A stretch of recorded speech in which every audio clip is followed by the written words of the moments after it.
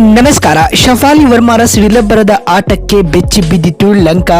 ಶ್ರೀಲಂಕಾ ವಿರುದ್ಧ ಟಿ20 ಸರಣಿ ಗೆದ್ದು ಬೀಗಿತ್ತು ಟೀಮ್ ಇಂಡಿಯಾ. ಹಾಗಾದರೆ ಸುದ್ದಿಯ ಸಂಪೂರ್ಣ ಮಾಹಿತಿ ಏನು ಎನ್ನುವುದನ್ನು ಈ ವಿಡಿಯೋದಲ್ಲಿ ತಿಳಿಸ್ಕೊಡ್ತಾ ಹೋಗ್ತೀನಿ.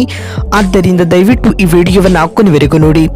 ಆದರೆ ಅದಕ್ಕಿಂತಲೂ ಮುನ್ನ ಯಾರು ನಮ್ಮ ಚಾನಲ್ಗೆ ಸಬ್ಸ್ಕ್ರೈಬ್ ಮಾಡಿಲ್ವೋ ದಯವಿಟ್ಟು ಈ ಕೂಡಲೇ ನಮ್ಮ ಚಾನಲ್ಗೊಂದು ಸಬ್ಸ್ಕ್ರೈಬ್ ಮಾಡಿ ಮತ್ತು ವಿಡಿಯೋಗೊಂದು ಲೈಕ್ ಮಾಡಿ. ಹೌದು, ತಿರುವನಂತಪುರಂನಲ್ಲಿ ನಡೆದ ಶ್ರೀಲಂಕಾ ಮಹಿಳಾ ವಿರುದ್ಧದ ಮೂರನೇ ಟಿ20 ಪಂದ್ಯದಲ್ಲಿ ಆತಿಥೇಯ ಭಾರತೀಯ ಮಹಿಳಾ ತಂಡವು ಏಕಪಕ್ಷೀಯ ಗೆಲುವು ಸಾಧಿಸಿ ಇನ್ನು 2 ಪಂದ್ಯಗಳು ಬಾಕಿ ಇರುವಂತೆ ಸರಣಿಯನ್ನ ವಶಪಡಿಸಿಕೊಂಡಿದೆ.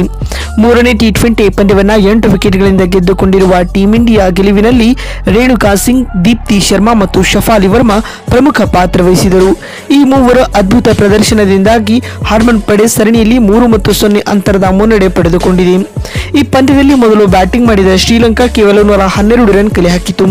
ಇದಕ್ಕೆ ಪ್ರತಿಕ್ರಿಯೆಯಾಗಿ ಗುರಿ ಬೆನ್ನಟ್ಟಿದಂತಹ ಟೀಂ ಇಂಡಿಯಾ 14ನೇ ಓವರ್ನಲ್ಲಿ ಜಯದ ನಗೆ ಬೀರಿತು. ತಂಡದ ಪರ ಶಫಾಲಿ ವರ್ಮಾ ಕೇವಲ 24 ಎಸೆತಗಳಲ್ಲಿ ಅರ್ಧಶತಕ ಸಿಡಿಸಿ ಮಿಂಚಿದರು. ಇನ್ನು ಇದಕ್ಕೂ ಮುನ್ನ ಎಂದಿನಂತೆ ಟಾಸ್ ಸೋತು ಮೊದಲು ಬ್ಯಾಟಿಂಗ್ ಮಾಡಿದ ಶ್ರೀಲಂಕಾ ತಂಡದ ಪರ ಆರಂಭಿಕ ಆಟಗಾರ್ತಿ ಹಸಿನಿ ಪೆರೇರಾ 25 ರನ್ಗಳ ವೇಗದ ಆರಂಭವನ್ನ ನೀಡಿದರು. ಆದರೆ ನಾಯಕಿ ಚಮಾರಿ ಆಟಪಟ್ಟು 3 ರನ್ ಬಾರಿಸಿ ದೀಪ್ತಿ ಶರ್ಮಾ ರವರಿಗೆ ವಿಕೆಟ್ ಒಪ್ಪಿಸಿದರು.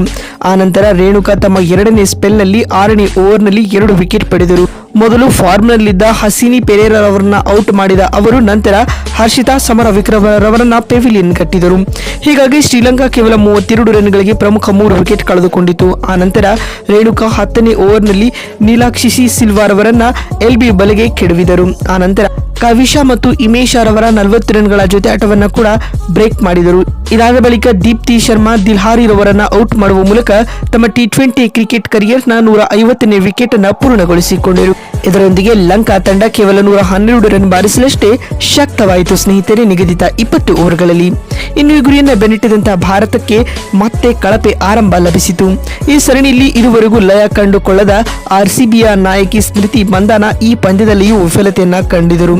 ಕೇವಲ 1 ರನ್ ಬಾರಿಸಿ ಎಲ್ಬಿ ಬಲೆಗೆ ಬಿದ್ದರು. ಇದಾದ ನಂತರ ಜಮೀಮಾ ರಾಡ್ರಿಗಸ್ ಕೂಡ 9 ರನ್ ಬಾರಿಸಿ ವಿಕೆಟ್ ಒಪ್ಪಿಸಿದರು.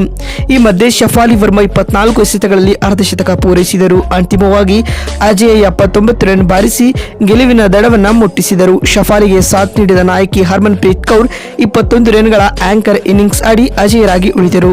ಇವರಿಬ್ಬರ ಆಟದ ನೆರವಿನಿಂದಾಗಿ ಭಾರತ 13.2 ಓವರ್ಗಳಲ್ಲಿ ಕೇವಲ 2 ವಿಕೆಟ್ ಕಳೆದುಕೊಂಡು ಟಾರ್ಗೆಟ್ ಅನ್ನು ಸುಲಭವಾಗಿ ಚೇಸ್ ಮಾಡುವ ಮೂಲಕ ಪಂದ್ಯವನ್ನ 8 ವಿಕೆಟ್ಗಳಿಂದ ಗೆದ್ದುಕೊಂಡಿದ್ದಲ್ಲದೆ ಸರಣಿಯನ್ನ ಕೂಡ ಗೆದ್ದುಕೊಂಡಿದೆ ಸ್ನೇಹಿತರೆ.